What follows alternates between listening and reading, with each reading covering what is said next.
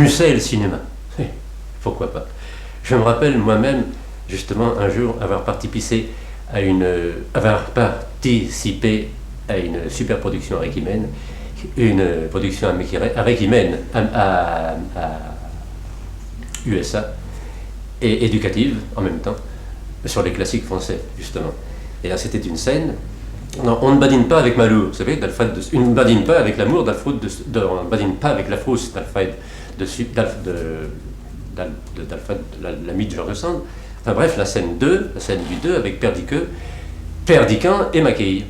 Alors Maquille était près de moi, Camille, bien sûr, Camille est près de moi.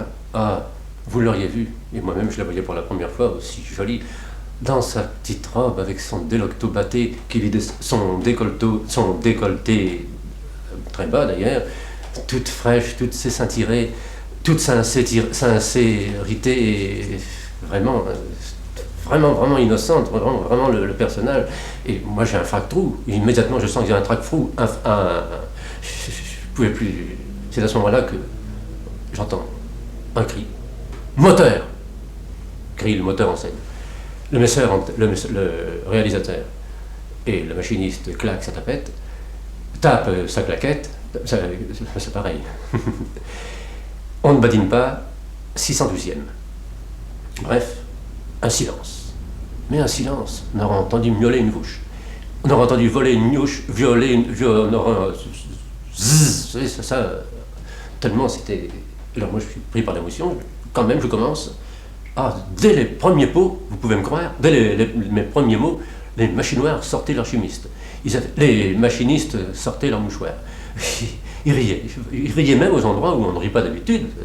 Et puis alors il s'y était mis, et puis franchement, moi quand je vois ça, je vois Camille, qui me répond « Oh, vous me faites peur, vous me faites peur ». Mais c'est à ce moment-là qu'elle bafouillait, la malheureuse. Et alors, à ce moment-là, moi, je ne perds pas mon François, au contraire, mon sang-froid. Et je lui dis, va-t'en, Maquille, va-t'en, d'ailleurs, c'est le texte, retourne à ton couvent, etc. Vous savez, vous connaissez, tous les hommes sont menteurs, inconstants, veaux, faux, bavards, hippocrates, ils croient peu, orgueilleux, ils sont tous comme ça. Et toutes les femmes sont perfides, artificieuses, archivicieuses, vaniteuses, mais on aime. Et on peut se dire, c'est moi qui ai vécu, et non un être factrice créé par mon orgueil et mon anguille. Et c'est à ce moment, par mon anguille, d'ailleurs, à ce moment-là, on a coupé, et puis, il faut vous dire, elle devait me casser. Pourquoi?